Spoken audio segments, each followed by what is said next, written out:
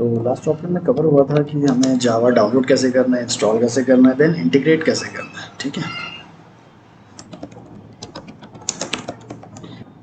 तो जब मैंने डाउनलोड किया था और इंटीग्रेट किया था तो उस टाइम पे मेरे कंप्यूटर में हुआ क्या, एग्जैक्टली क्या चीज़ हुई थी वो ज़रा देख लेते हैं। तो जब भी हम कोई एप्लीकेशन को इंस्टॉल करते हैं तो सी ड्राइव के अंदर मैंने बताया था कि प्रोग्राम फाइल्स यहाँ पर आया था जावा और यहाँ एक फोल्डर था JDK।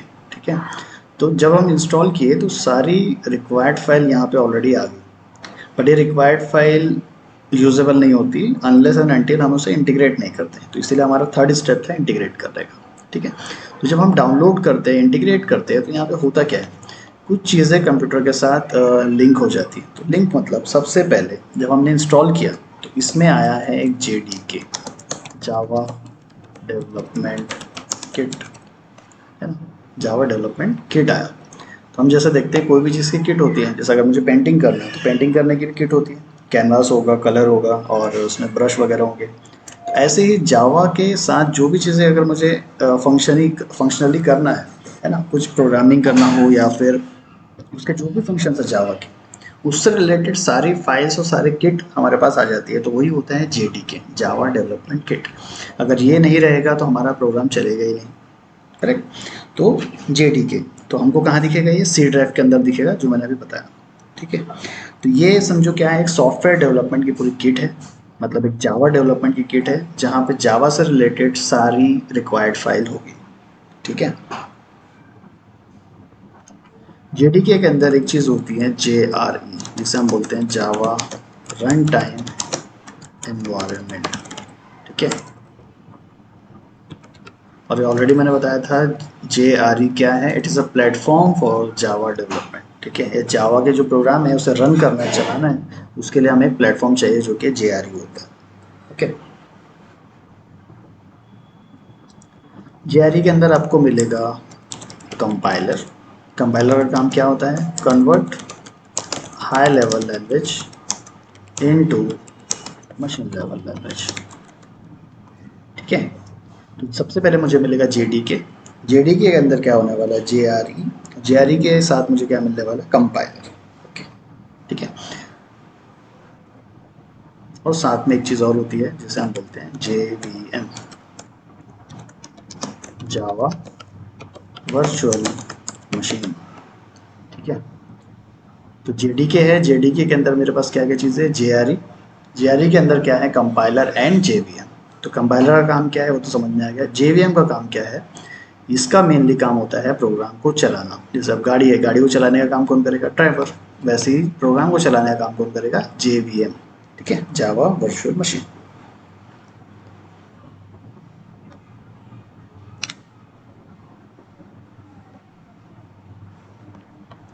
ठीक है, नेक्स्ट फोर्थ पॉइंट था कि हमें प्रोग्राम राइट करना। ये प्रोग्राम राइट कहाँ करें, उसके लिए अलग अलग तरीके होते हैं। ठीक है, सबसे बेस्ट है नोटपैड। मैं इसलिए बोल रहा हूँ, अगर आपको बेस्ट प्रैक्टिस करना है जावा प्रोग्राम लिखने की, या हर चीज़ें याद रखना है आपको कि क्या क्या चीज़ें उसमें होती है ना, डीप नॉलेज आपको रखना है, तो हम नोटपैड यूज़ करते हैं। ठीक है, इसका इजी तरीका होता है IDE यूज़ करना, इंटीग्रेटेड। ठीक है, इंटीग्रेटेड डेवलपमेंट इन्वायरमेंट। जैसे एक एग्जांपल ले सकते हैं इसकी, एक्लिप्स, है ना, ये क्या है, एक टूल है जो कि हम IDE बोलते हैं। इसके अंदर आप प्रोग्राम लिख सकते हो, कोई इशू नहीं है, बट क्या होगा वहाँ पे वो सजेशन वगैरह देता है कि आगे क्या हो सकता है, क्या चीज़ें आएगी। ठीक है, नोटपैड में ऐसा कुछ देता ही नहीं है। तो नोटपैड में प्रैक्टिस करने से ये होता है, हमें सारी चीज़ें याद हो जाती है स्पेलिंग के साथ कि एटलीस्ट वो क्या है। बट ये चीज़ अगर एक्लिप्स में करोगे तो वो ऑटोमेटिक सारी चीज़ें आपको ऐड कर करके दे देता है, उतना हमें याद नहीं रहता कि हम क्या कर रहे हैं उसमें। तो एज अ जावा डेवलपर या फिर as a automation test engineer हम क्या करते हैं, इस टूल का यूज़ करते हैं प्रोग्राम को बनाने में, उसके ऊपर काम करने में या उसे यूज़ करने में। नोटपैड का यूज़ हम क्यों करेंगे, हमें उससे अच्छे से समझना है, उसके अच्छे से प्रैक्टिस करना है, तो हम इसे यूज़ करेंगे नोटपैड। ठीक है, तो यहाँ पर हम लिखने वाले प्रोग्राम को, देन प्रोग्राम को लिखने के बाद अब हमें क्या करना है, इसे सेव करना है, save as a Java file. तो प्रोग्राम जब लिखोगे नोटपैड में तो हम इसे सेव करेंगे, save with dot Java extension, dot DOC, dot PPT, ये सब क्या है, एक्सटेंशंस है। तो जावा का जो है डॉट जावा ये एक्सटेंशन आएगा, तो जहाँ भी डॉट जावा दिखा इसका मतलब कि जावा का प्रोग्राम है उसमें, ठीक है, जावा की फाइल है, हम ये समझ सकते हैं। इससे हम क्या करने वाले हैं, सेव कर लेंगे। सेव करने के बाद अब क्या करने से, कंपाइल, ठीक है, हम इसे करने वाले कंपाइल, देन हम क्या करेंगे, इसे एग्जीक्यूट। तो बेसिकली कंपाइल का मतलब क्या होता है ये समझ लेते हैं।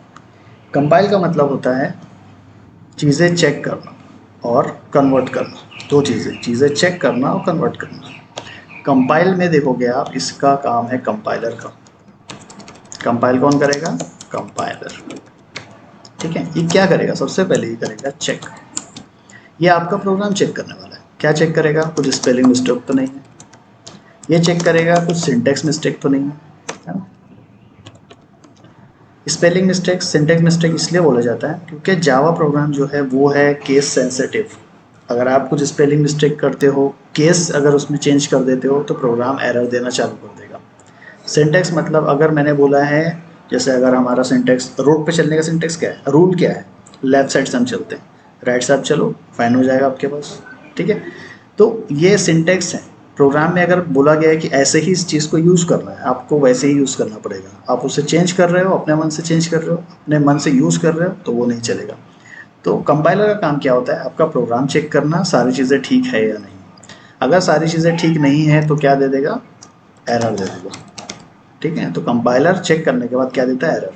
अगर सारी चीज़ें ठीक है तो वो क्या करेगा, कन्वर्ट करेगा। किसे कन्वर्ट करेगा, जो आपका प्रोग्राम है हाई लेवल का, उसे कर देगा मशीन लेवल में, ठीक है। इसका दूसरा हम बोलते हैं बाइट कोड। बाइट कोड में कन्वर्ट कर देगा आपका प्रोग्राम। तो आपका प्रोग्राम आपने लिखा है अपनी हाई लेवल लैंग्वेज में, वो कन्वर्ट होकर बन जाएगा बाइट कोड, ठीक है।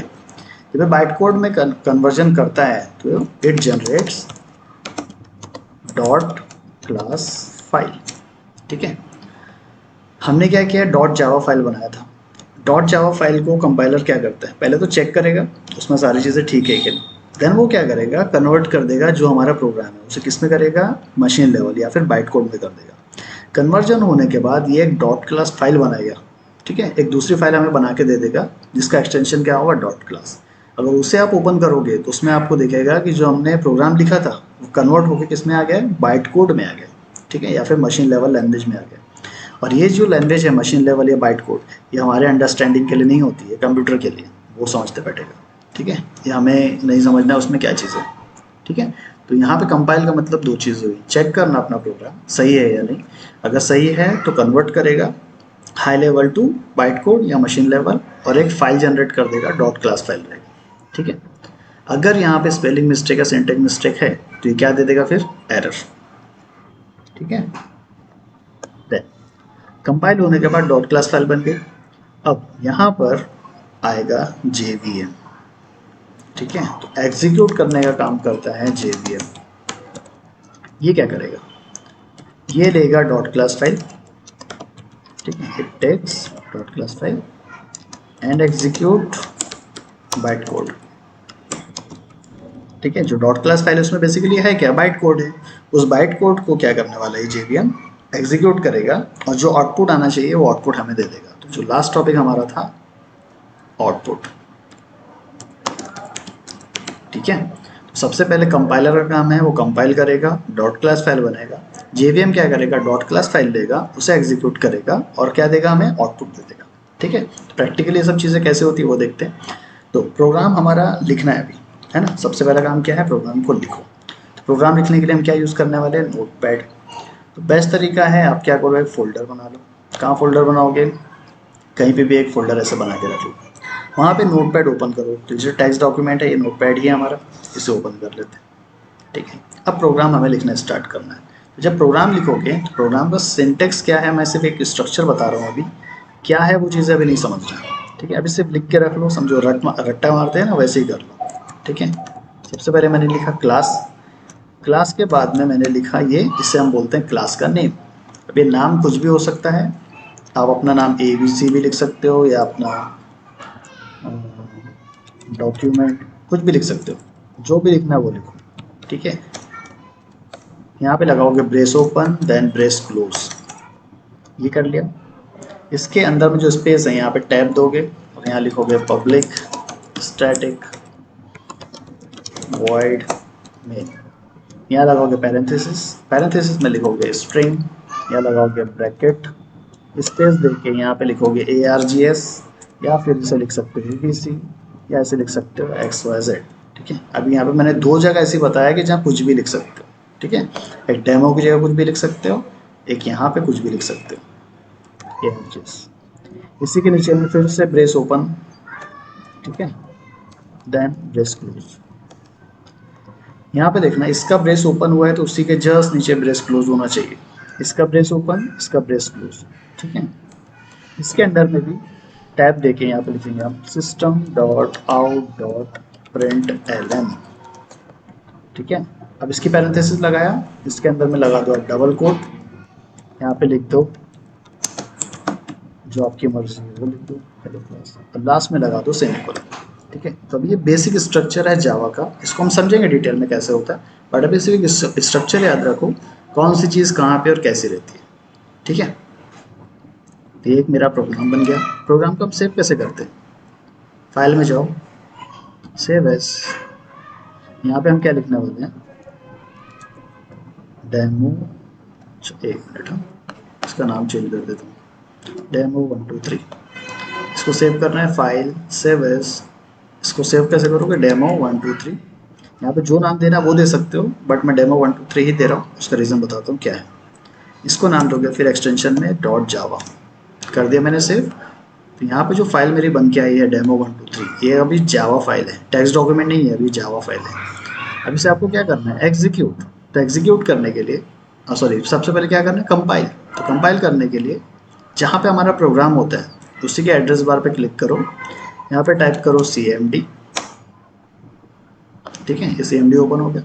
पहले जो हमारा CMD ओपन था इससे पहले, वो डायरेक्टली हम ओपन किए थे विंडोज R करके, तो वो क्या था, हमारे कंप्यूटर लेवल पे था। अभी जो CMD ओपन हुआ है कहाँ पर है, ये हमारे फोल्डर लेवल पे। ठीक है, तो कंपाइल करना है प्रोग्राम को, तो कंपाइल करने के लिए हम यूज़ करते हैं जावा C कमांड। जावा C के बाद स्पेस दे दो, यहाँ लिख दो प्रोग्राम का name demo 1 2 3 with Java extension. Java C command use करना है, स्पेस देना है, प्रोग्राम का name with Java extension, enter.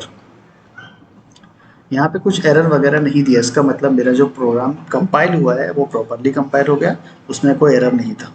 जब प्रोग्राम कंपाइल हो जाता है तो एक डॉट क्लास फाइल बनाता है, तो देखो एक डॉट क्लास फाइल बन के आ गई, डेमो 1 2 3 डॉट क्लास। ठीक है, अब प्रोग्राम को हम एग्जीक्यूट करेंगे, तो एग्जीक्यूट करने की कमांड है जावा। जावा जब एग्जीक्यूट होता है, एग्जीक्यूट कौन करता है, JVM। तो JVM को क्या चाहिए, डॉट क्लास फाइल चाहिए। तो डॉट क्लास फाइल कौन सी है, ये वाली, तो इसका नाम लिख दो, स्पेस देखिए यहाँ पे डेमो 1 2 3। यहाँ एक्सटेंशन नहीं लगाना है। कंपाइलर जब जावा को कंपाइल करता है तो उससे एक्सटेंशन लगता है डॉट जावा। जब JVM डॉट क्लास फाइल को एग्जीक्यूट करेगा उसे एक्सटेंशन नहीं लगेगा, डायरेक्टली हम उसे इनपुट कर देंगे। तो देखो मैंने यहाँ पे हेलो क्लास प्रिंट करवाया, ये हेलो क्लास प्रिंट कैसे हुआ, जो हमारा प्रोग्राम था। ठीक है, मैं यहाँ पे बोल रहा था हेलो क्लास, तो ये बेसिकली क्या है, मैंने इंस्ट्रक्शन दिया है ना। तो प्रोग्राम बेसिकली क्या है, it is a set of instruction. Set of instruction का मतलब क्या होता है, हम उससे कुछ काम करवाना चाहते हैं, कुछ एक्शन करवाना चाहते हैं। तो मैंने यहाँ पे इसे इंस्ट्रक्शन दिया कि ये हेलो क्लास प्रिंट करे, है ना, हेलो क्लास को प्रिंट करे। तो प्रिंट करने के लिए मैंने इंस्ट्रक्शन लिख दिया। अब ये क्या कर रहा है, यहाँ पर प्रिंट कर रहा है।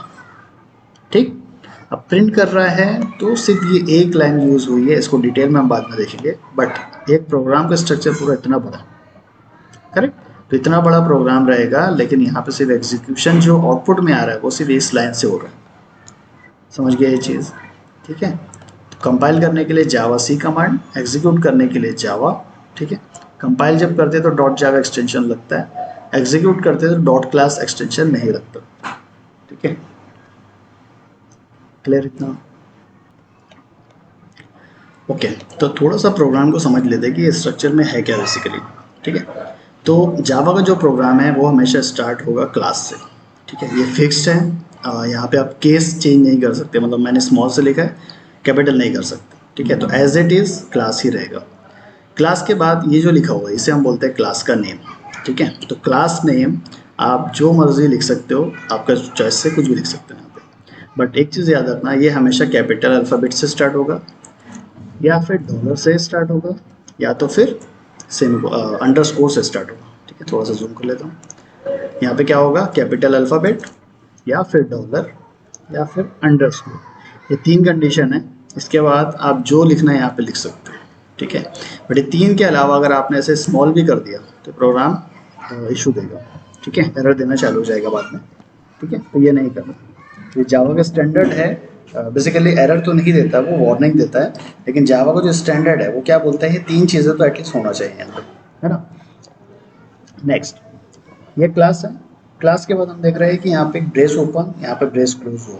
तो जहाँ पे भी ब्रेस ओपन ब्रेस क्लोज दिखता है, इससे हम बोलते हैं उसका ब्लॉक, है ना, इससे हम बोलते हैं ब्लॉक। अभी क्लास के बाद लगा हुआ है तो हम इसे बोल सकते हैं क्लास का ब्लॉक। ठीक है, सिमिलरली यहाँ अगर देखोगे ये पब्लिक स्टैटिक वॉइड में लिखा हुआ है तो इसको शॉर्ट में हम बोल सकते हैं PSVM। ठीक है, PSVM के बाद भी यहाँ पे ब्रेस ओपन ब्रेस क्लोज, तो इसे भी हम क्या बोल सकते हैं फिर, PSVM का ब्लॉक, है ना। यहाँ देखो, यहाँ पे हमारा लगा हुआ है सेमीकोलन। ठीक है, यहाँ पे कोई ब्लॉक नहीं है, और यहाँ पे अगर ब्लॉक है तो यहाँ सेमीकोलन नहीं है, दोनों वाइस वर्सा है। जहाँ पे सेमीकोलन दिखेगा हम उसे बोलते हैं स्टेटमेंट। ठीक है, हम उसे क्या बोलते हैं, स्टेटमेंट। स्टेटमेंट ही ऐसी चीज़ होती है जो कि एग्जीक्यूशन में काम आती है ना। ये प्रोग्राम, ये सब क्या है, प्रोग्राम को चलाने के लिए होते हैं, है ना, ये स्ट्रक्चर जो बना हुआ है। बट जो सेमीकोलन लगा होता है वो चीज़ें होती हैं इंस्ट्रक्शन। जो प्रोग्राम में हमने बोला ना, प्रोग्रामिंग लैंग्वेज में क्या होता है, it is a set of instruction. तो यही चीज़ होती है इंस्ट्रक्शन। ठीक है, स्टेटमेंट या फिर इंस्ट्रक्शंस, इन्हीं के अकॉर्डिंग जो हमें आउटपुट मिलता है वो यही होता है। ठीक है, तो यहाँ पे देखोगे अगर सेमीकोलन लगा है तो ब्लॉक नहीं है, ब्लॉक है तो सेमीकोलन नहीं रहेगा, ये चीज़ याद रखें। ठीक है, ये हुआ स्ट्रक्चर के बाद। नेक्स्ट, इसमें मैंने बताया कि हमेशा कैसे होगा, कैपिटल अल्फ़ाबेट या डॉलर या फिर अंडरस्कोर, और ये अपनी मर्ज़ी से चेंज कर सकते हो। सिमिलरली यहाँ पे जो ARGS है ये भी अपनी मर्ज़ी से कभी भी चेंज कर सकते हो। इसी के साथ ही डबल कोट के अंदर जो लिखा हुआ है ये भी अपनी मर्ज़ी से चेंज कर सकते हो। इसके अलावा आप कोई भी चीज़ चेंज करोगे वो हो जाएगा सिंटैक्स मिस्टेक, सिंटैक्स एरर। ठीक है, अगर यहाँ पे आप बोलते हो सिस्टम है, इसको स्मॉल कर देते प्रोग्राम एरर देगा। यहाँ पे स्ट्रिंग का एस कैपिटल है, इसको अगर आप स्मॉल कर देते हो प्रोग्राम एरर दे देगा। करेक्ट, ये चीज़ नहीं होना चाहिए। यहाँ पे आपने लगाया है ब्रैकेट, है ना, ब्रैकेट हटा देते हो तो प्रोग्राम का आउटपुट कुछ और ही आएगा या नहीं भी आएगा। ठीक है, वो आप रन करके देखना क्या आएगा। ठीक है,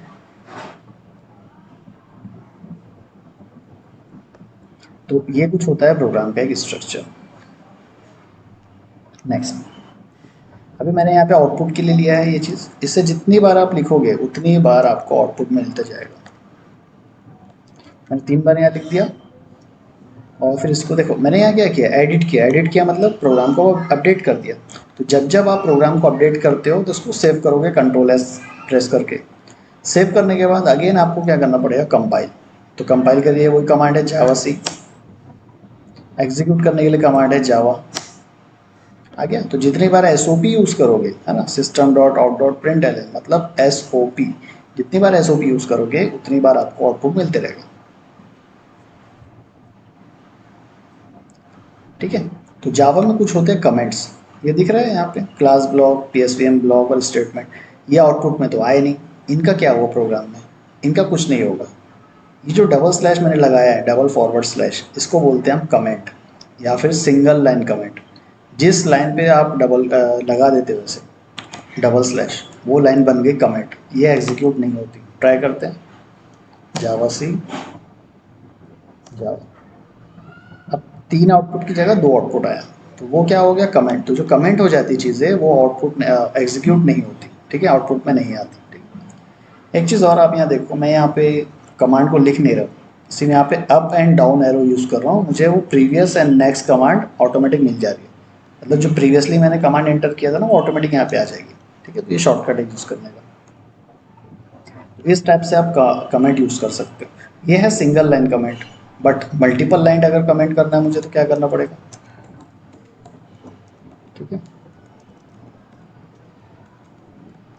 अभी सारी लाइन मुझे अगर कमेंट करना है तो कमेंट करने के लिए होता है ***, ये कमेंट स्टार्ट हो गया, लास्ट में *** फॉरवर्ड स्लैश, मतलब ये एंड ऑफ कमेंट हो गया। इनके बीच में आप जो भी चीज़ें लिखते हो सारी चीज़ें कमेंट हो जाती, ठीक है। तो यहाँ पे इसे करते हैं कंपाइल, कर दिया कंपाइल, एग्जीक्यूट। तो देखो सिर्फ पहली लाइन जो आउटपुट दे रही है और सारी क्या है कमेंट होगी, इसलिए यहाँ कमेंट नहीं आ रहा, ठीक है। अभी कमांड प्रॉम्प्ट में बहुत ज़्यादा डेटा है, उसे क्लियर करना है, CLS एंटर, सारा डेटा क्लियर, ठीक है। और वो हिस्ट्री अभी भी रहेगी वैसे, अगर आप एरो यूज़ करोगे देखो अभी भी आ रहा है, जावा सी, जावा CLS है ना, सारी कमांड जो सारी हिस्ट्री कमांड की वो आती जाएगी यहाँ पे। तो क्लियर है। तो अभी फ़िलहाल इस प्रोग्राम को ही प्रैक्टिस करो। आपको सिर्फ ये लिखना है, SOP लिखना है, इसके अंदर डबल कोट में आपको जो आपका नाम लिखना है, कोई फ़ोन नंबर, एड्रेस, जो भी लिखना है वो लिखो, प्रिंट कर करके देखते जाओ। जो भी स्टेटमेंट में यहाँ पे सेमीकोलन लगा हुआ है, मतलब सेमीकोलन जहाँ पे रहेगा उसे हम स्टेटमेंट बोल देते हैं, बट जो सेमीकोलन इसका एक नाम भी है, उसका नाम होता है end of statement, end of statement. इसका मतलब स्टेटमेंट यहाँ पे एंड हो गई, ठीक है, ये वाली स्टेटमेंट एंड हो गई। अभी दूसरी स्टेटमेंट चल रही है वो न्यू स्टेटमेंट है,